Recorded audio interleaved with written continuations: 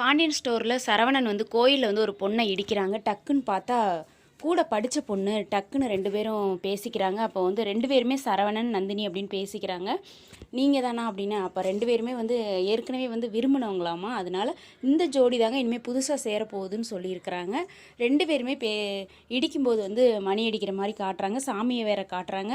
பயங்கர த்ரில்லாக போகுது. அது மட்டும் இல்லைங்க, சரவணனுக்கு இனிமேல் இவங்க தான் பாண்டியன் ஸ்டோரில் 2ஆக வரப்போகிறாங்கன்னு சரவணனே நினைக்கிறாரு.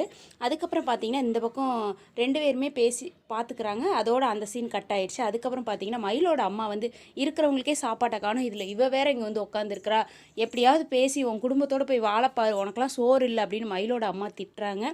வேகமாக மயில் அழுதுகிட்டே போய் கதவை சாத்திக்கிறாங்க.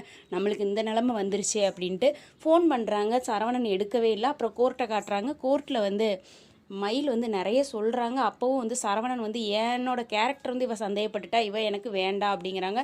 எனக்கு என்னதான் இருந்தாலும் நீங்கள் கொடுத்துடாதீங்கம்மா, எனக்கு என் மாமா தான் வேணும் அப்படின்னு மயில் அழுகிறாங்க. சரவணன் வேண்டாங்கிறாங்க. மயில் ரொம்ப அழுகிறாங்க. பயங்கரதுக்கு பார்க்குறதுக்கு உங்களுக்கு எப்படி இருக்குன்னு கீழே கமெண்டில் சொல்லுங்கள். சரவணனுக்கு மயில் வேணுமா இல்லை புதுசாக பார்த்த ஜோடி தான் வேணுமான்னு கமெண்டில் சொல்லுங்கள்.